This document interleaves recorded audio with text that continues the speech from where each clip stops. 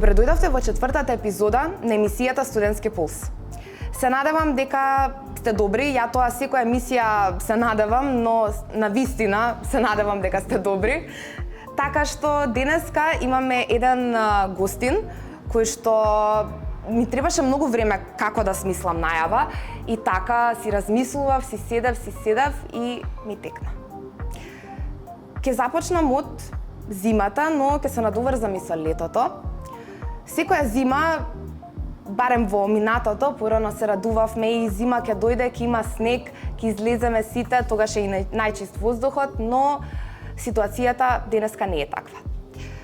Кога е лето, порано сите се радувавме, лето ќе дојде, ќе можеме повеќе да излегуваме, лето е за одмори, лето е за дружба, тогаш кога сме најопуштени, но тоа не е така. Летата сега се со енормно високи температури и пак сме внатре. Но тоа целиот свет го чувствува и навистина може да се забележи глобалното затоплување и не е нешто измислено, туку навистина постои. Но како да промени? Кој да го промени тоа и кој да почне нешто да прави во врска со тоа?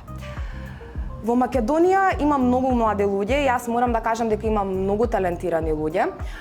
Еден од нив кој навистина го зема проблемот во своји раце и рече дека денеска јас ќе направам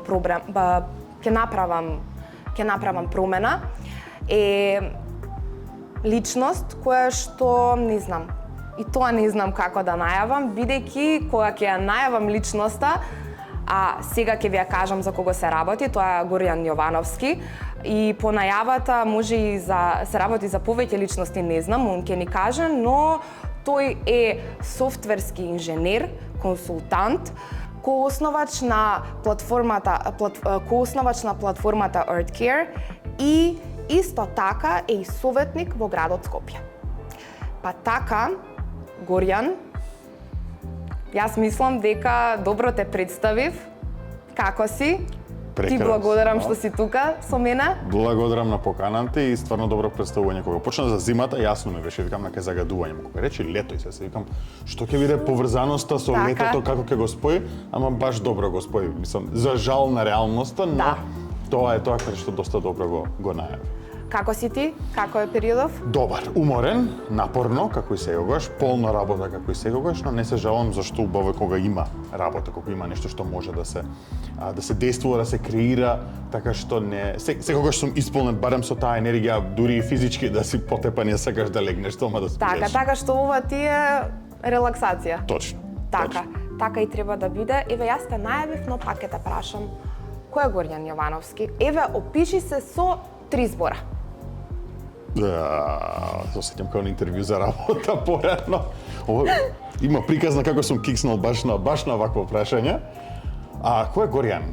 Горјан е ентузијаст, активист и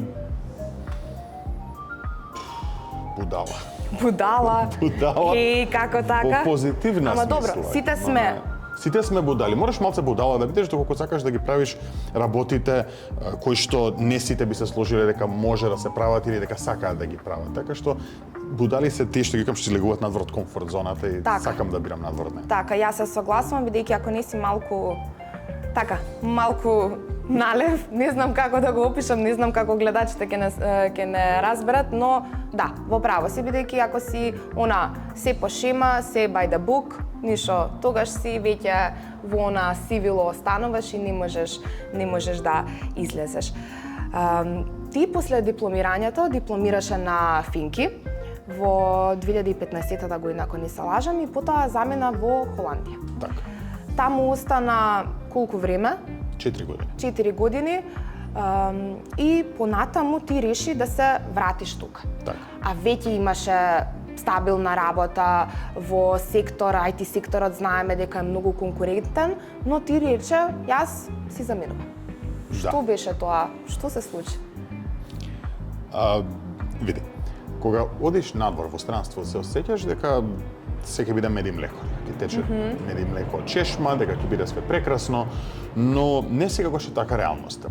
Многу зависи што ти бараш како личност. Нема правило што велам дека еве имам јас многу близок другар, еден од моите најдобри кој што продолжи да живее во Холандија, а јас се вратив назад и него му е супер таму. Бидејќи него лично многу му одговара тој тип на живот. Мене не ми одговараше. Ми фалеше семејството, фалеа пријателите, социјалниот живот кој што го имаме тука, да речеме на југот на Европа, кој што го немаше на северот, храната и сармите на баба. А тоа И секако. како без тоа? Но и желбата да помогнам. Желбата да направам нешто позитивно или да дадам макар се од себе за да го постигнам тоа, бидејќи таму работев во booking.com. Супер, компанија како што рече, прекрасна работа, прекрасна плата, ништо не треба да се секираш за иднината. Но досадно. Ми Ти фалеше адреналин? уствари. Адреналинот, Така немав е. зашто да протестирам во Амстердам. Све им беше окей, досадни луѓе, дајте викам да се Сакам будам за нешто. проблеми. Сакам Да. проблеми за да ги решам. Така што, значи тоа беше, а тоа да не е некој патриотизам скриен или Види, Македонија секад сум се ја сакал, секад ми бил мој дом. така? Татко ми што вели, тука ги знаеш сите камчиња на улица да ги превртиш. И е многу друго да гледам каква беше состојбата, сам и оддалеку и да велиш окей, ќе го оставам ова, ќе оставам да се гушат во загадување моите роднини, моите пријатели, сите Да. од тука. Не, туку ќе се обидам да направам некаков позитивен исчекор на проблем еден кој што јас мислам дека можам да помогнам во негово решавање. Така, тоа е добро, не секој, мислам, многу од младите заменуваат и се себични во тој поглед. Јас ќе отидам на страна, ќе направам кариера и не ме интересира што се тука случува. Не, види, не би рекол себични. Себични ми е тежок збор. Секој има право да си одлучи сопствениот пат каде ќе го носи. Јас воопшто не судам никој кој што решил дека сака надвор да иде, бидејќи пази борбата ја што ја водам овде и ќе збориме за тоа е сизифовска на момент. Значи си велиш, не знам, Дон Кихот, ќе се борам со ветерници, Така. се објаснуваш. И не секој е спремен или треба да даде голем дел од сопственото време за борба за кој што не знаеш дали на крајот ќе успее или нема. И затоа не ги обвинувам тие луѓе, но ги инспирирам да може еден ден кога ќе соберат знаење и идеи и искуство, да пробат да се вратат назад и да ги применат тие идеи и искуство овде, за да ја надоградиме Македонија со све она што може да се случува надвора, каскаме ние во место тука. Така, ја мислам дека младиот Македонија, барем кадрот што излегува и понатаму се гради во странство, на вистина е квалитетен и знаеме каде има македонец, значи се знае дека тука нешто големо се случува. Па така и со тебе. Ти во 2023 година се најде на листата на највлијателни лица, 50 највлијателни лица во регионот, по кој што на листата беше и Новак Ѓоковиќ, ако не се лажам. Така. Така, тоа според Bloomberg Адрија беше, како се најде на таа листа? Дали беше изненаден или? Искрено да. Да? Искрено да, мислам, многу позитивно изненаден и многу ми беше драго дека сум дел од таа листа на луѓе кои што се обидуваат да направат некаков импакт во регионот позитивен, да мрднаме напред кон она што целиме цело време, кон она што гледаме и велиме сакаме да бидеме и ние на еден или на друг начин слични како некој друг. Да. Затоа да, многу ми е мило дека еве трудот кој што го вложувам е признаен, но не секогаш ми е менен приоритет признавање на самиот труд, туку може би инспирација на други да речат, окей, ако еве будалата од Козле, детево од Козле решил дека ова може да го прави и го прави, зошто да не можам и јас? Што е он поразличен, а не сум поразличен од никој друг, може и некој друг да го прави истото. Така да ја го гледам тоа како можност за инспирирање на други да речам, окей, видете можеме и ние, од Македонија, мала земја, а можеме да вадиме добар талент, така да се надеваме дека други ќе следат по тие стапки. Така, ти зборувавме за твоето работење во Booking. Како од Booking до стартап, како до Мој воздух? Како се случи самото формирање на Мој воздух, односно Air Care апликацијата? Мој воздух беше пред Booking. Така? Мој воздух се креираше дори јас бев уште студент на Think тука. Бидејќи сакав да се научам како да креирам апликации за мобилни телефони. Сам учев, налетев на податоците од Министерството за животна средина, за квалитетот на воздухот, сватив дека е катастрофален воздухот надвор, но никој не збори за истото. Кога започна, кога ја формираше апликацијата, која година беше? 2014. Сега, после 10 години... 10 години. 10 години се поминете, што за мене е шок. Не сакам да признам на себе дека поминале 10, но инспирацијата беше да направам нешто со кое што ќе можам да помогнам и можеби оние податоци кои што сега веќе сите знаеме колку е надвор загаден воздух, но тогаш не се збореше многу, да ги обелоденам и да дозволам јас и ти кој било со телефон да знае како воздух ние дишаме. Тоа беше стартот, а сега сме 10 години после тоа. И после 10 години мислам дека уште сега сме свесни, а уште е позагадана. Тоа е голем проблем. Тоа е проблем и некогаш сам себе се запрашувам, добро ја постигнали целта што тргна да направиш со апликацијата им. Од една страна можам да речам да, бидејќи сега сме сите свесни, сите гледаме, сите може да следиме и да барем ако ништо друго да знаеме кога да излеземе надвор да со децата да прошетаме или со кучето или да не. Но од друга страна секогаш си велам па добро, можеме ли навистина да направиме нешто повеќе за да се реши проблемов, бидејќи да, факт е дека се уште сме загадени. Факт е дека нема нешто многу мрднат воздухот од пред 10 години и факт е дека според последни бројки 5000 лица умираат секоја година во Македонија тоа. Да, тоа е страшна бројка, но еве пак мислам и ние колку да сме свесни, ништо не правиме во врска со тоа. Еве јас сум свесна дека е загадено, но не знам, не ми текнува да организирам протест. Еве не ми текнува, нели, отпишување на Facebook статуси, објавување дека е загадено, тоа ништо нема да се направи, треба на вистина работата да ја земеме во наши раце. Ти еве си советник во градот Скопје, од советник си, односно си представник на Сдруженијето Зелен град, заедно со уште еден член, мислам. Какво е твоето, мислам, движење? Што се случува сега во Советот на градот? Дали се зборува за загадувањето? Значи, по 2021 кога беа последните локални избори, јас и огромна група на активисти решивме да го формираме тоа Сдружение Зелен хуман град, каде што рековме, окей, гледаме дека достигнуваш некој лимит како активист од надвор од системот, со кој што скоро 10 години јас веќе се борам на темата аерозагадување, гледаш дека едноставно до тамо можеш да одиш, до одредена мера. За после, ако сакаш да направиш посериозни промени, како што велиш да ги земеме работите во сопствени раце, треба и некогаш да се работи од внатре во системот. Бидејќи ако системот е покварен, решението не е од надвор ние да се обидуваме со фластери и со боја да го лепиме, туку да влеземе внатре и навистина да го поправиме. Мислам, тоа може да го гледаме и како расипан забија, тоа што одобна забар и си велам, се мисли го системот како еден заб, ако внатре ти имаш кариес на забот, џабе од надвор ти ќе му ставиш некоја боичка, кога внатре повторно ќе скапа.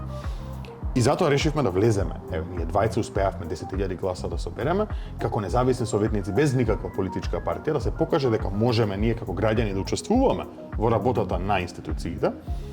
И еве после 3 години можам да кажам дека да, имаше некои успеси кои што ние 2 од 45 успеавме да ги извојуваме, но и многу работи ми стана појасни за како работи системот внатре и зошто тапкаме во место. Зошто на многу малку луѓе им е гајле како воздух дишаме. Зошто треба јас секоја година да се дерам од говорница буквално за не само со сите други советници 43 да ме чујат и да разберат, туку и градот и институциите други. И едноставно се осеќам дека повторно е тешко и како некој да не знам, ставил слушалки во уши, не сака да чуе, а мисли дека дише друг воздух. Така, каде е всушност проблемот? Проблемот мислам дека е вака. Многу отворено си зборам и стварно мислам дека така треба да се објаснуваат работите. Кај нас, за жал, во многу од работите кои што ги правиме се пробува да се најде профит. Некој да најде начин некако да заработи. И ако нема начин да се заработи од тоа, не е интересно. Решавање на проблемот на воздухот имаат заклучено дека не може да се заработи од тоа и тоа не е интересно зошто да вложуваме пари ако не може некој тендерче да се фати нешто да се направи. Чист пример ќе ти дадам. Ние со помош на една организација Мама Органа имавме обезбедено компостара за биоотпад. Првата компостара за биоотпад во град Скопје. Немаме ние биоотпад, а 60 до 70% од отпадот што го создаваме, што оди во Дрисла, е органски отпад. И лудница е ти 70% од отпадот што може да се компостира да завршува во депонија. Се обезбедил донатори таа компостара. Беше донесена тука. Чекаше и седеше на плац и седеше, дур ние се објаснувавме со град Скопје и со други општини кај да се постави, што да се постави, за да сватиш дека ти после не знам натегање од месец, 2, 3, едноставно донаторите си ја повлекоа компостарата назад, бесплатна компостара, што не пареше никаква работа, никаква финансиска инвестиција, само се постави негде буквално на плац, си ја земаа назад, си ја поставија во друга земја и ние останавме без компостарата. Зошто? Зашто едноставно сите се расправаа кој каде да ја постави истата. Така, и кој ќе биде всушност позади неа, кој ќе земе поени? Сите нека земат поени. Тоа им го реков. Не ставете ги вашите лица ако сакате на тоа со хамери и викајте мое, твое нека е. Само те молам да се стави за доброто на нас, на граѓаните, на мене и на тебе. ама ете за жал тоа не Но се случи. тука треба и свесноста треба да ја одигра улогата, но не сите сме свесни, а најчесто оние кои што сакаат да профитираат од истото. Ќе ги спомнам автобусите, кои што мислам дека сите ги зборат, но ја мислам дека ти се ежиш сега кога ги спомнав автобусите, бидејќи нашата градоначалничката на град Скопје ветуваше екоавтобуси. Уште ветува, уште проблемот не се решава, а мислам дека до крај на зима дека и без автобуси ќе останеме и овие сега што ги имаме. Загадувањето е огромно од нив. Тоа не а како функционира тоа и нели под знак прашање. Што се случува сега во Советот, дали има некоја барем малку некоја светла точка дека може тој проблем да се реши или ќе чекаме до наредните локални избори? Искрено, мислам дека ќе чекаме. Така? Искрено. Зошто? Значи тоа што се случува во Советот, помеѓу Советот на град Скопје и градоначалничката е политички инат од две страни. Че политичко и наетење. Едно време кога имаше соработка помеѓу ВМРО, ДПМН и градоначалничката, тогаш воглавном идеа погладко работите. Кога се распадна тоа единство, кога почна тие напаѓања еден со друг да се случуваат, едноставно се случи една таква блокада каде што градоначалничката изгуби поддршка на скоро сите во Советот, а за тоа почна да води инет и да не имплементира работи кои што Советот ги наметнува дека треба да бидат имплементирани. И сега се наоѓаме на систем каде што се и наета две групи, значи Советот и градоначалничката, а страдаме јас и ти и сите други кои што живееме во Скопје. И они страдаат, ама очигледно гордоста на инаетот преовладува над страдањето кој што го имаат, бидејќи можеби они не се возат со ЈСП. Може они имаат возач и автомобил кој што ќе дојде и ќе ги однесе лево десно во Скопје, но колку луѓе го имаат тоа? Колку може да се дозволат воопшто во Скопје да го прават истото? Екоавтобусите што се ветувани, да, и се ставани често на седници на дневен ред. И често се гласани, и ние како Селен Хуман град сме ги поддржувале од секогаш. Барем тоа јавно се објавуваме, има една веб страна moјgrad.mk, може да се види кој како гласа. Проблемот е што мнозинството едноставно не го поддржува тој проект.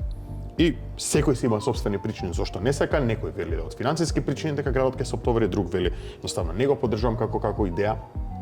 И јас не гледам дека ќе излеземе од овој ќорсокак на едно од, да речем, најлошите раководства што ги имаме, најлошиот состав и на Совет и на градоначалник, се не дојдат следните локални избори. Мене ми е криво дека е така, дури за мене ми е лично криво дека влегов во состав во кој што многу можеше да се смени, а многу малку се смени.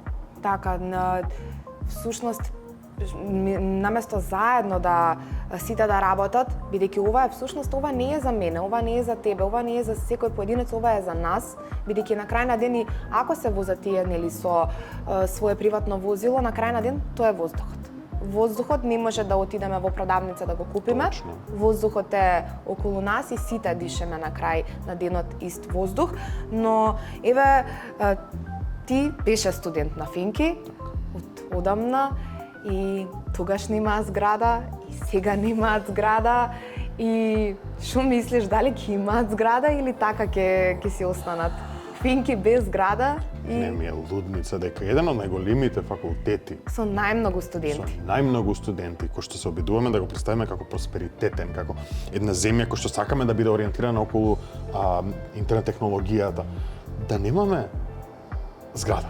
Да треба да се молиме по бараки, по изнајмени училни, по подруми, јас се сеќавам и тогаш јас си реков окей, јас студирав на буквално првата генерација на Финки, кога се запишав прва година, тогаш се отвори Финки. И окей, ќе речеш во ред прва генерација треба да се средат работите. Така. Колку време помина од тогаш? Колку време помина од тогаш и ние останавме се уште како финкаши, тоест овие генерации сега што студираат без зграда. Се започна да се гради зграда на според мене комплетно грешна локација на кампусот на УКИМ, наместо на технички кампус каде што се сите технички универзитети. Се закочи и таа работа, ќе речеш барем ќе имаше зграда, сега и тоа нема. И во моментот Финки не знае каде ќе продолжи со студиите и дали ќе продолжи по истиот овој принцип што биле овие последни веќе не знам колку славеа, 13, 14, 15 години постоење. Така. Мислам дека е лудница да се остави така тој факултет.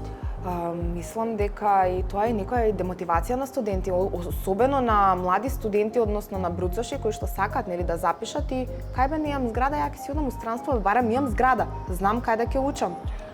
Мислам дека општо студентите се доста издржливи како луѓе. Особено во Македонија. Особено во студентите. Македонија Така. учиме да сме издржливи. Мислам, јас се сеќавам тогаш, мислам, сега не ти е проблем ки идеш по настани, по екскурзии, па сме спиели по земја, ако треба, значи издржливи сме како Така, луѓе. да. Сме ги виделе состојбите на студентските домови, и тие луѓе што се држуваат таму, мислам, свака им част. Да. Тоа било страшно. На крај уште една диплома до диплома. Буквално, Да. како Bear Grylls кога издржуваше во дивината, така во Македонија Така. се студирал. Но не значи дека така треба да ви, не треба да се фалиме со тоа, туку Да. треба да овозможиме многу подобри услови за студентите тука. Зашто инаку зошто бидел во странство? Зошто јас се размислував да одам во странство на додипломски студии, но решив да останам тука. Но ако имам подобра опција, зошто би не би отишол? А овде имаме добар кадар, се сеќам дека предметите беа супер, професорите беа супер, стварно треба да се овозможи таа институција многу подобро да функционира. Така, еве ќе се навратиме на тоа ти што го работиш и нели зборувавме за загадувањето. Еве есен сме, оди зима, дали оваа зима ќе дишеме или ќе се гушиме? И ќе почнеме да се гушиме. Така? Сега дојдов со точак тука и осети веќе, носот ми е трениран да осеќа загадување. Го отворив телефонот, отворив мој воздух и одма видов дека почна веќе станиците да се палат. Што значи дека веќе влеговме во сезоната на аерозагадување и почнува од денеска па се до февруари или март, ние ќе дишеме повторно загаден воздух, бидејќи не се имплементираше ниту една мерка за негово намалување. А ти како активист, како екоактивист, ти вашите мерки ги предложивте нели како здружение и се Секоја година. секоја година? Секоја година по неколку пати и дел од тие се прифатени и не се имплементирани и јас секоја година се наоѓам во ситуација да повторно во не знам веќе и со љутина и со тага и со како да го објаснам внатре дека институциите едноставно одбиваат да си ја вршат собствената работа. Еве сега видовме дека и Врховен суд овозможи граѓаните да тужат државата Така, да. поради загрозување на здравието од аерозагадувањето. Што значи дека ако сме стигнали таму на вистина не сме мрднале во решавање на овој горлив проблем и најверојатно ќе се надеваме дека ќе стигне пролет и сите повторно ќе заборавиме дека воопшто имало загадување во Скопје, освен тие кои што нема да се меѓу нас веќе, зашто го изгубиле животот од аерозагадувањето. Така, но последиците и потоа доаѓаат, за жал. Како? Јас ги знаеме бројките на колку луѓе се заболуваат, колку било дробни болести има, но еве не можеме да се освестиме и јас мислам дека што ќе се гушиме, но да не дојде до она најлошото. Но еве младите може да направат промена, еве ти направи промена со мој воздух, понатамо и со платформата EarthCare на која што си коосновач заедно со твојот колега. Како почна, мислам како го започна. Еве и го имаше мој воздух и како реши одеднаш јас сега ќе формирам платформа за следење на климатски промени. Така. Како се формираше, бидејќи еве јас тука имам некои информации, но сакам еве од тебе да ги дознам. Така. Мој воздух како апликација ја работевме последните 8-10 години веќе. Но и ако се прошири низ целата држава, имаме сега корисници не само во Европа, туку и во Америка, и во Австралија, и награди од Обединети нации за трудот кој што го вложивме во целото ова. Но решивме дека не е само воздухот проблемот со кој што се соочува нашата планета. Како дел од климатската криза, што нарекувам, имаме пожари, поплави, земјотреси, бури, суши, топлотни бранови, ладни бранови, кои што се случуваат и сакаме и тоа да го следиме, и тоа да го мериме, и тоа да го предвидуваме, за да знаеме каква планета нам не очекува, не само каква била, туку каква не очекува, каде било во светот, во која било точка, за да може ние како луѓе прво да се заштитиме од тоа што следи, но второ и да се опитаме да го смениме тоа што следи, да се заштитиме од пожарите, од поплавите, за да не дозволиме како е например летово што гореше пола Македонија, туку да можеме да знаеме веќе каде се тие подрачја например и да однапред ги заштитиме пред да дојде таа сезона на пожари, за да не дозволиме да се случи истото такво. Така се креираше една идеја како EarthCare и тоа се случи во Берлин од сите места.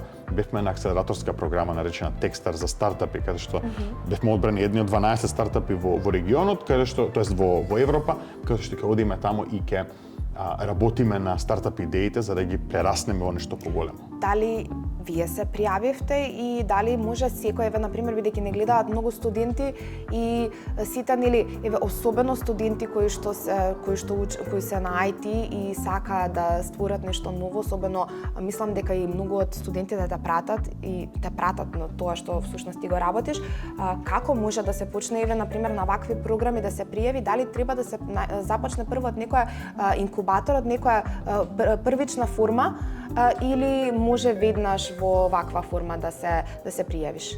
Тека се разбараат веќе разработена идеја со некакви корисници и некаков прилив. Мора да се покаже дека некако тргнала идејата, што значи дека тоа акселераторска програма е малце понапред. Иницијално се започнува со инкубаторска програма, каде што вие тек тогаш почнувате да развивате идејата, и за сеќа имаме и во Скопје.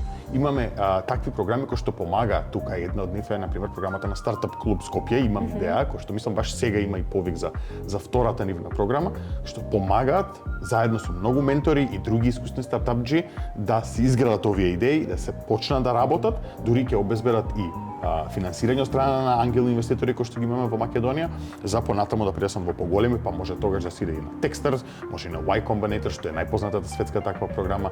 Така што има многу можности и добро да се почне, а затоа имаме многу убава заедница на стартапџи во Македонија и во Скопје посебно, со кој што може да се бара помош. Искрено охрабрувам секој студент кој што има идеја да проба да ја развива и да не бара на себе, нека бара и мене ако треба за помош, сите сме расположени да помогнеме. Така, лесно ти беше нова акселераторска програма? Ја мислам добро ја кажав така. Добро. И лесно ти беше бидејќи така, мене ми звучи баш така. Мислам дека треба навистина жртвување. Не е лесно. Значи, траеше 3 месеци. Ние бевме во Берлин заедно со Драган, мојот партнер, со кој што работиме, ја основавме фирмата. Тие 3 месеци се чувствува како во војска да сме.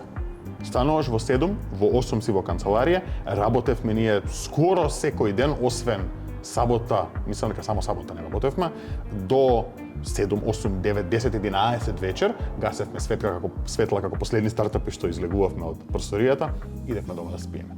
И тие 3 месеци ги поминувавме во еден таков бубањ, но решивме дека таму сме дојдени за максимално да извадиме вредноста на таа програма, за кога ќе се вратиме да бидеме спремни за следните чекори кои што следуваат во нашиот стартап и во нашиот бизнис, за не треба да се секираме, а секако журките од Берлин ќе може да ги посетиме и друг пат кога ќе отидеме таму. Но мислам дека тоа е навистина големо жртвување, па и од тука прашањето дали вреди да се жртвуваш, бидејќи на крајниот ден понекогаш младите не се жртвуваат, бидејќи мислат дека на крај нема полза од тоа. Што мислиш ти, еве, еден совет да им дадеме на студентите кои не гледаат, дали треба да направат жртвување, барем сега, кога се млади, или цел живот да си поставуваат прашање, што можев, но не направив? Ако го гледаме како жртва, тешко ќе е. Така? Не е жртва. Не е жртва. Мене лично ми беше задоволство. Да, исцрпувачки, и психички, и физички, но јас бев среќен. Секој ден на таа програма јас бев среќен. Бидејќи знаев дека не само си го напредувам сопственото знаење, туку и градам нешто кое што мислам дека има навистина позитивен импакт не само во Македонија, туку и во светот. Така што за мене тоа беше задоволство. И ако нашиот начин на размислување го смениме кон тоа дека не е нешто жртва, туку е инвестиција, вложување во нешто поголемо, мислам дека многу повеќе луѓе ќе се охрабрат и ќе решат во ред. Бидејќи, како што рековме, може сум будала, но будалите често знаат да направат голема промена во светот. И затоа сите ги охрабрувам да извадат интерната будала од себе и да речат, окей, денеска ќе бидам будала, ама ќе направам нешто големо, макар и да биде залудно, зашто јас сум направил тон идеи кои што пропаднале, но едното кога ќе фати, навистина ќе фати. Дали сега, бидејќи викаш дека си будала, дали сега другите луѓе кога веќе направи нешто, кога направи некој импакт, промена, така, дали те викаат уште дека си будала или тоа сам себе се викаш? Не дека некој ме вика будала, јас сам себе сакам да се наречам така некогаш, така, но повторно во позитивна смисла дека треба малце да излезеш надвор комфорт зоната, да речеш сакам да правам нешто кое што е невообичаено, бидејќи тие идеи се интересни. Сите ако идевме по истиот пат, кај е забавата во тоа? Досадно е, дури животот е досаден ако куќа посо правиме цело време, туку можеби нешто малце поинтересно за да излеземе од тој бубањ. Затоа велам и инспирирам луѓе кои направи нешто што не е очекувано. Значи кога ќе ни светне нешто, точно. Тоа е моментот кога треба да направиме промена. Точно. Ама еве се раѓаме сите нели сите ќе се родиме еден ден, ќе се во една средина ќе се развиеме и понатаму ќе бидеме возрастни луѓе, но каде е клучниот момент да бидеме свесни за животната средина? Еве, кога ти стана свесен за животната средина, дека треба да ја чуваме, да ја негуваме и да се бориме за неа? За жал станав свесен кога не живеев во Македонија. Како мал имав можност да живеам 2,5 години со моите родители во Америка. Се преселивме и 2,5 години бевме таму, пред да се вратиме повторно назад. Нив ги удри носталгија се вратија, па не знам, после ми удри носталгија се вратив, има нешто фамилиарно. Така. Но едукативниот школски систем во Америка буквално ми го испра мозокот на позитивен начин за колку е битно да се грижиме за животната средина и за све околу нас. И за мене беше тоа огромен шок, бидејќи таму те уча, грижиш се за дрвата, за зеленилото, не фрлај ѓубре, биди во сплот со природата, не биде едно против друго, туку дека треба хармонија да се живее заедно. Кога се вратив назад, за мене беше шок кога почнав да приметувам зошто викам луѓе фрлај ѓубре на улица, зошто се уништува зеленилото, зошто се сечат дрва. Така што мислам дека првиот момент на освестување треба да биде со помош на едукативниот систем. Тој систем да воведе не само ден на дрвото имаме и ќе посадиме дрво, тоест ќе избегаме од часови, тоа ќе биде најакото нешто што сме го направиле. Туку да навистина да се воведе во делот на ставата зошто е битно да се грижиме за животната средина, зошто е битно да се грижиме за воздухот кој што го дишаме и е загаден, за од мали нозе да сватиме колку е тоа битно и круцијално за понатаму да развиваме наши идеи за кој дел од целиот тој проблем сакаме да го решиме. Така, но еве некои од луѓето, еве многу од луѓето би кажала, не го поминале тоа, не се свесни. Еве, многу од студентите не се свесни, знаеме и кога има и забави, се и на кампуси, журки и вака и студентите може да се приметат дека не се многу за животната средина, не ги интересира. Дали мислиш дека треба да се направи некаква програма, нешто да се измисли, не знам, некоја топла вода, еве така да кажеме, веќе да се освестиме, да, ама од младите, нели? Младите да направат некоја промена и да бидат многу гласни, како што за многу работи почнавме, нели, да бидеме гласни и да не чујат постарите и да кажат и чекајте малце, овие нешто зборат, ама нешто многу ни се лути. Не е за постарите да не чујат. Мене не ми е битно постарите да не чујат, бидејќи ние ќе дојдеме на нивно место. Ако ние сега се едуцираме и бидеме спремни, кога ќе дојдеме на позиција каде што може да направиме на вистинска промена, каде што by the way секој може да направи промена така. И од 10 години да е. Мислам видовме Грета Тунберг, чист пример за дете кое што може да направи светска промена и светска свест да порасне, но има такви програми, има такви и невладени организации кои што работат на таа тематика, има издруженија како што е За почиста Македонија, кои што се група на млади и едноставно одат и прават журки од чистење ѓубре, каде што диџеј со музика се чисти, сме го читали Скопскиот аквадукт пример и тоа беше прекрасен настан, повторно правиш добро за животната средина. Што значи дека постојат, само може треба подобро да се спојат заедно со студентите, со младите и за да се повеќе се дознае прво за нивното постоење, за нивните акции, бидејќи тоа мислам дека ќе ги инспирира и другите не само да се вклучат, туку може да формираат и нивни здруженија кои што на сопствен начин придонесуваат назад кон животната средина. Што значи дека само треба да почнеме или да побараме ако ништо друго на интернет. Има ли некој што работи на оваа тема? Мене баш таа тема ми е интересна зашто претпоставувам скоро сигурно дека има. Така, јас обично на гостите во мојата емисија, барем претходната епизода, кога беше министерката по образование и наука, го мерав пулсот. Така. Сега, ти мериш загадување на воздух. Мериш уште многу работи поврзани со климатските промени, од пожари до земјотреси, урагани, се што е поврзано со природата, каде што има програми, ти го мериш тоа.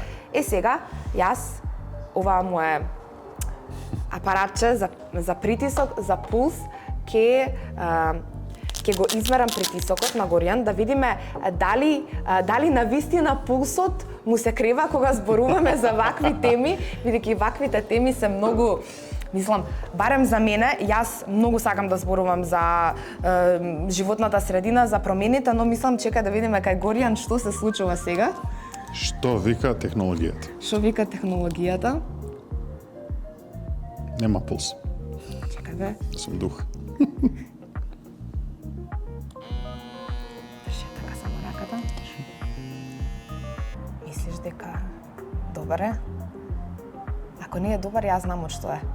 Од времето, од воздухот што почнува да се загадува. Сега ќе видиме. Ова многу. 163 Со 90. А добро, ама пулсот е 87. Види. Не знам јас со притисокот, ама пулсот ти е прилично добар, така што мислам дека ова е секојдневие кое што ти го живееш и мислам дека само кога си во Совет на град Скопје, тогаш пулсот... Треба да видам на саат тогаш како изгледа пулсот. Така, тогаш треба... предпоставам повисок. Да, но еве апликацијата Мој воздух е достапна за секој. Јас лично ја користам секојдневно и стануваш свесен и ти дава и нели цел свет сите кај што ќе посакаш се е измерено. Како доаѓате до тие информации, кога мерите, мислам, нели, од каде ги црпите тие информации, дали вие плаќате за да ги добиете тие информации или? Не, за среќа тие информации се од отворен карактер, од три главни извори. Една од државни мерни станици, пример како тие од Министерството на животна средина, на Македонија, но и од сите други држави каде што оперираме, каде што ги црпиме, дали тоа би било од српското слично министерство или од босанското или од америчкото. Тоа е едниот главен извор. Вториот е од волонтерски мерни станици, што луѓе како мене и тебе може да ги поставиме. Пример, во Македонија има над 200 волонтерски мерни станици, доколку има само 20 државни станици. Значи дека покриваат многу поголем дел и едноставно се обидуваат да помогнат да знаеме ние како воздух дишеме во делови кои што не се покриени од станици. И финално се сателитски податоци за ептен рурални средини каде што воопшто нема сензори на никој начин што може да ни покажат колку е загадувањето, но тамо се гледа да речам поголеми промени. Они нема да видат фабриката сега во Карпош или во аеродром што загадува, туку ќе видат во главном како изгледа воздухот во Скопската котлина или на пошироко во Македонија. Така да комбинација од сите три извори за да имаме глобално покривање. Така, а со EarthCare платформата, секој може да ја користи платформата или дали е намената најчесто за компании, некој што навистина му треба некоја поголема датабаза на информации? Така, тоа е повеќе во намена кон бизнис секторот и кон државниот сектор. Бидејќи од страна на бизнисите вие мора да знаете како да направите вашата бизнис полиса, вашиот бизнис план или предвидувањата за иднината врз база на што ве очекува во климатската средина. Дали мојот ланец на вредност на достава supply chain ќе биде уништен од страна на некој поплави во некој ризичен регион, па може сакам да го пренасочам на друга страна, или дали да инвестирам во градење на фабрика во дел кој што ќе се поплави, па може не сакам таму да го правам тоа, туку ќе биде на друго место. А од друга страна ги имаш државните институции кои што и како мора да ги користат овие податоци за да направат многу добро урбанистичко планирање, планирање за зачувување на животната средина, за спасување во случај на непогоди. Така што мислам дека овие податоци не само што се многу круцијални, туку се и неопходни во секојдневното работење на многу институции и на многу бизнеси. Така, еве како за крај, некој совет до младите. Почетокот е секогаш тежок и додека да почнеш, мислам дека тоа дали да го направам тоа, дали да не го направам. Еве ти си вистински пример за многу работи каде што си ризикувал. Ти велиш не си се жртвувал, но јас сепак не би се сложила со тоа. Ти навистина се одвоил многу време од твојот живот и си се посветил на нешто кое што на крај имало финален и квалитетен продукт. И што ќе ги посоветуваш еве студентите, по што да се водат и на што да даваат значење, на што да не даваат, што да кажат тебе остави, не се замарај, тирај по таа патека. Види, прво и најбитно според мене не давај значење на леле што ќе мислат другите за мене ако го направам ова. Тоа ми е нешто најглупо. Никогаш не ми било мене гале, леле што ќе мислат другите за ова. Го кажувам од аспект на едноставно не можам јас да го базирам моите проекти, моите предмети на кои што работам врз база на туѓото мислење, доколку јас верувам дека тие наистина ќе имаат позитивен ефект. Така да тоа мора да го тргнеме. Стигмата од леле ќе ме зборат во град, големата работа ќе ме збореле во град, супер, дека ме промовираат пиар. Тоа е првото. А второто е дека никогаш нема правилно време нешто да започне. Никогаш нема да биде совршено. Сега е точниот момент. Не постои концепт на точен момент. Сега ќе има нешто. Ама ако чекаме ни да дојде точниот момент, станавме во пенсија, отидовме. Така да наместо да чекаме да започнеме некоја идеја, некој проект, некоја група, некој музички бенд крај крајава, што и да сакаме да направиме, денес е денот. денес е моментот. Во моментот кога ќе гледат ова видео, не мора баш денеска, туку во иднината кога гледат ова видео, се речат сега е шансата, нема подобар момент од сегашноста, а за да не се осеќаат осамени, нека зборат со други поискусни луѓе од нив, слободно. Нека ми пишат мене, нека пишат на некој нивен идол, нека пишат на некој експерт во тема во сферата, луѓе одговараат. Не сте свесни колку луѓе одговараат, посебно на LinkedIn. Така што обратете се кај некој кој што верувате дека може да ви помогне и започнете ја вашата идеја денес. Така, ти благодарам, Горјан, што даде толку совети на студентите и не само на студентите, на сите, бидејќи еве мене ме мотивираше. Мене така луѓе ми изборат мотивираш со тоа што го правиш, но еве ти ме мотивираш и така многу е битно да се мотивираме едни меѓу други, бидејќи така и всушност треба да работиме, не треба да има омраза меѓу нас и да се дружиме. Так. Да се дружиме и да немаме омраза и да правиме промени, како што кажа Горјан, но еве како за промена ние ќе завршиме. Тука е крај на 4-та епизода на емисијата Студентски пулс. Мора да се грижиме за животната средина, мора да се грижиме за нашата планета Земја. Да, луѓе отидоа на Марс, но некои велат може има живот, може нема, но тука, ја мислам тука е најсигурно. Така што ние сме млади, па и вие старите сега, но до вас младите студенти се обраќам, направете промена денеска, послушајте го Горјан, послушајте ми мене и се гледаме во следна епизода, односно следна недела во исто време со други гости. Поздрав!